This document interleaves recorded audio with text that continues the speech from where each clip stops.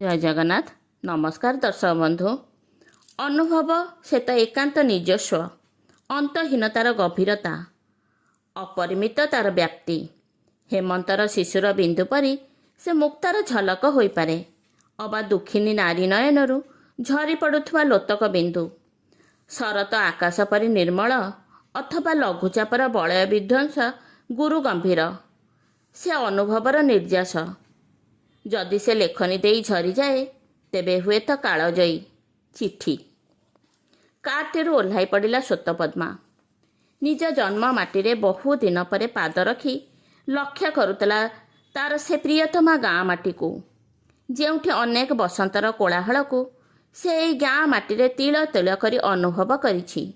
ନୂଆ ନୂଆ ରଙ୍ଗ ବେରଙ୍ଗର କୋଠାଘର, କୃଷ୍ଣଚୂଡ଼ା ଗଛର ଲାଲ ଲାଲ ଫୁଲ ଗାଁ ଦାଣ୍ଡକୁ ଶୋଭାବର୍ଦ୍ଧନ କରୁଛି ସିନା, ହେଲେ ଯେଉଁ ଗାଁ ଦାଣ୍ଡରୁ ସେ ଦିନେ ବଧୂବେଶ ସାଜି ଚାଲି ଯାଇଥିଲା ଏକ ସୁନ୍ଦର ସଂସାର ଗଢ଼ିବାର ସ୍ୱପ୍ନ ନେଇ, କିନ୍ତୁ ଆଜି ସେ ଫେରି ଆସିଛି ସେଇ ଗାଁ ଦାଣ୍ଡକୁ। ସବୁ ସ୍ୱପ୍ନ ଚୁରମାର ହୋଇଯାଇଛି, ସବୁ ରଙ୍ଗ ଫିକା ପଡ଼ିଯାଇଛି। ଖଟଟା ଉପରେ ଶୋଇ ରହି ବୋଉ ତାର ଆଖି ଖୋଲି ଦେଖିଲା ତାର କୂଳ ପ୍ରତିମା ଶ୍ୱେତପଦ୍ମାକୁ। ଶ୍ୱେତପଦ୍ମାର ଆଖିରୁ ଝର ଝର ଲୁହ ବୋହି ଯାଉଥାଏ। ଥପ୍ କରି ବସି ପଡ଼ିଲା ବୋଉର ଖଟଟା ଉପରେ, ଯେଉଁ ଖଟ ତାର ଅତି ସ୍ମରଣୀୟ, ଯାହାରି ଉପରେ ଶୋଇ ସେ ଗୁମରି ଗୁମରି କାନ୍ଦୁଥିଲା। ନିଦ ଆସିଲେ ସ୍ୱପ୍ନ ଦେଖି ଚାଲେ। ଏକ ଭଗ୍ନ ହୃଦୟରେ କୁହୁଳି ଥିବା ଯନ୍ତ୍ରଣା ସିଦ୍ଧ ମନକୁ ନେଇ ଶ୍ୱେତପଦ୍ମା ଫେରି ଆସିଛି। ଆଉ ଫେରିବନି ତାର ଶାଶୁଘରକୁ। କାହିଁକି ବା ଫେରିବ? ସବୁ ବାଟ ବନ୍ଦ ହୋଇଯାଇଛି। ବାହାରେ ଠିଆ ହୋଇଥିବା କାର୍ ଡ୍ରାଇଭରକୁ ଉପଯୁକ୍ତ ଗାଡ଼ି ଭଡ଼ା ଦେଇ ବିଦା କରିଦେଲା। ହାତରେ ଧରିଥିବା ବ୍ୟାଗ୍ଟାକୁ ଧରି ଘରକୁ ବୋହି ନେଲା ବେଳେ ଗାଁ ଦାଣ୍ଡରେ ମୋଟର ସାଇକେଲ ଧରି ସୁବ୍ରଜିତ ଚାଲି ଯାଉଥିଲା। ନଜର ପଡ଼ିଲା ଶ୍ୱେତପଦ୍ମା ଉପରେ। ଏକା ସାଙ୍ଗରେ ପାଠ ପଢ଼ୁଥିଲେ ଦୁଇଜଣ। ସୁବ୍ରଜିତ କହି ଉଠିଲା, ମୁଁ କିଛି ସାହାଯ୍ୟ କରିପାରିବି କି? ନଜର ପଡ଼ିଲା ଶ୍ୱେତପଦ୍ମାର।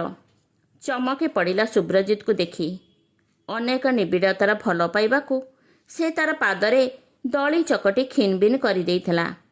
ଶୁଭ୍ରର ସମସ୍ତ ଭଲ ପାଇବାକୁ ସେ ତାର ହୋମ ଅଗ୍ନିରେ ଜଳାଞ୍ଜଳି ଦେଇଥିଲା। ସୁବ୍ରଜିତ ଭଦ୍ର ମେଳାପୀ ସ୍ୱଭାବର। ଶ୍ୱେତପଦ୍ମା ବି କିଛି କମ୍ ନଥିଲା। ଖାଲି ସୁନ୍ଦରୀ ତା ନୁହେଁ, ଜଣେ ବିଦୁଷୀ ଲଳନା।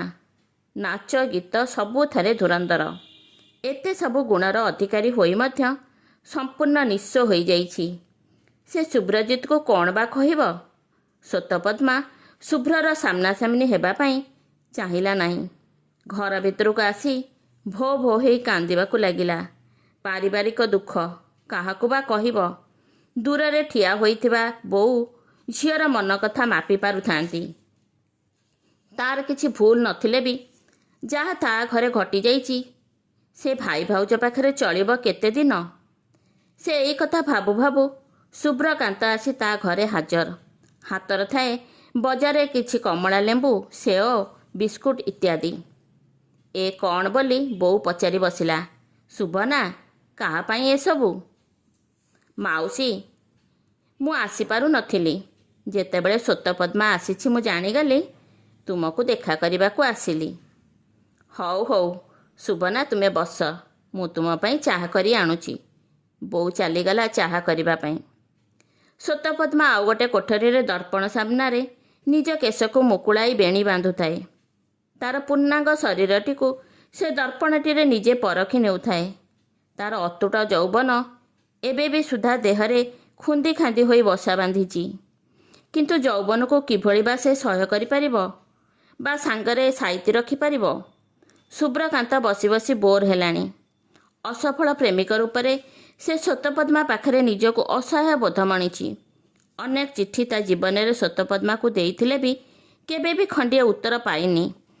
ଶ୍ୱେତପଦ୍ମା ସବୁ ଚିଠିକି ପଢ଼ିଥିଲେ ବି କାହାକୁ ସେ ପ୍ରକାଶ କରିନି ବା ନିଜେ କଲମ ଧରିନି ତାର ଉତ୍ତର ଦେଇନି। କଦବା କେତେବେଳେ ସାମ୍ନାସାମ୍ନି ହେଲାବେଳେ ଶ୍ୱେତପଦ୍ମା ନିଜର ପ୍ରେମିକା ରୂପେ କେବେ ପ୍ରଦର୍ଶନ କରିନାହିଁ, ଯାହାଫଳରେ ଶୁଭ୍ରକାନ୍ତ ଦେହରେ ଏକତରଫା ଉତ୍ତେଜନାର ଜ୍ୱଳନ ତାରି ଭିତରେ କେବେଠୁ ମରିଗଲାଣି। ଆଜି କିନ୍ତୁ ତାର ସେ ହିସାବ ନେବାକୁ ସେ ଏଠିକି ଆସିଛି। କିଛି କ୍ଷଣ ପରେ ଶୁଭ୍ରକାନ୍ତ ପାଖ କୋଠରୀକୁ ପଶି ଆସି ପାଇଯାଇଛି ଶ୍ଵେତପଦ୍ମାକୁ ଅତି ନିକଟରେ। ନତମସ୍ତକ କରି ଆଡ଼େଇ ଯାଉଥିବା ଶ୍ଵେତପଦ୍ମାକୁ ଶୁଭ୍ରକାନ୍ତ ଧରି ନେଇଛି। ଶ୍ଵେତପଦ୍ମା କହି ଉଠିଛି, ମୁଁ ବିବାହିତା ଶୁଭ୍ରକାନ୍ତ। ଏଇ ଅଇଁଠା ଦର୍ବକୁ ତୁମେ ଗ୍ରହଣ କରି ନିଜକୁ ଏତେ ଛୋଟ କରନା। ଶୁଭ୍ରକାନ୍ତ ଦେହରେ ବହି ଯାଇଛି ପ୍ରେମର ଏକ ନିବିଡ଼ ଝାଳ। ସେ ଅପେକ୍ଷା କରିଥିଲା ଏଇ କ୍ଷଣ ମାତ୍ର ସୁଯୋଗକୁ, ତା ଚିଠିର ଉତ୍ତର ପାଇବା ପାଇଁ। ଶୁଭ୍ରକାନ୍ତ ପଚାରି ବସିଛି, ମୋ ଚିଠିର ଉତ୍ତର କ'ଣ ମୁଁ ପାଇବିନି? ମୁଁ ସବୁ ପୂରଣ କରିପାରିଥାନ୍ତି। ଏବେ ତୁମେ ପାଇଛ କ'ଣ ମୋତେ କହିପାରିବ? ଏହାର ଉତ୍ତର ଦେଲେ ମୁଁ ଖୁସି ହେବି। ଶୁଭ୍ରକାନ୍ତ ପଚାରିଛି। ଶ୍ଵେତପଦ୍ମା କହି ଉଠିଲା, ସମୟ ଅତିକ୍ରାନ୍ତ ହେଲାଣି। ତୁମେ ତାର ଉତ୍ତର ନିଶ୍ଚୟ ପାଇବ। ତୁମେ ଚାଲିଯାଅ ଶୁଭ୍ରକାନ୍ତ। ତୁମ ସବୁ ଚିଠିର ଉତ୍ତର ଖଣ୍ଡିଏ ଚିଠିରେ ପାଇଯିବ। ଅପେକ୍ଷା କର। ଆକାଶରୁ ନୀଳ ବାଦଲଟି ଅପସରି ଯିବାକୁ ଝଲକାଏ ଶେଷ ସୂର୍ଯ୍ୟର କିରଣ ଝରକା ଦେଇ ପଶି ଆସିଛି। ଶ୍ଵେତପଦ୍ମାର ଦେହରେ ସ୍ୱର୍ଣ୍ଣାଭ କିରଣର ଆଭା ବାରି ହୋଇ ପଡ଼ୁଛି। ତାର ମଳିନତା ଏବଂ ଅଜସ୍ର ପ୍ରଶ୍ନର ଲହରୀ ବିନ୍ଦୁ ବିନ୍ଦୁ ଝାଳରେ ବିବାହିତ ଶୂନ୍ୟ ସନ୍ତକ ଇଲିବିଲା ହୋଇଯାଇଛି। ଦୀର୍ଘଶ୍ୱାସର ଗରମ ଚାର ଧୂଆଁ ଶ୍ଵେତପଦ୍ମା ଆଲୁରାୟିତ କେଶଗୁଚ୍ଛ ଦେଇ। ଶ୍ଵେତପଦ୍ମା ହାତକୁ ନିବିଡ଼ ଭାବରେ ଧରି ନେଇଛି ଶୁଭ୍ରକାନ୍ତ। ଶ୍ଵେତପଦ୍ମା ଭାବୁଛି, ଶୁଭ୍ରକାନ୍ତକୁ ସେ କି ଉତ୍ତର ଦେବ? ହଁ ଦର୍ଶକ ବନ୍ଧୁ, ଏଇଠି ଶେଷ କରୁଛି ମୋର କ୍ଷୁଦ୍ର ଗଳ୍ପ ଚିଠି। ଆପଣଙ୍କୁ ଏହି କ୍ଷୁଦ୍ର ଗଳ୍ପଟି କିଭଳି ଲାଗିଲା ମୋତେ କମେଣ୍ଟ ବକ୍ସରେ କମେଣ୍ଟ କରିବେ, ସେୟାର କରିବେ, ଲାଇକ୍ କରିବେ, ଚ୍ୟାନେଲକୁ ସବସ୍କ୍ରାଇବ୍ କରିବାକୁ ଆଦୌ ବି ଭୁଲିବେନି। ନମସ୍କାର ଦର୍ଶକ ବନ୍ଧୁ, ଧନ୍ୟବାଦ।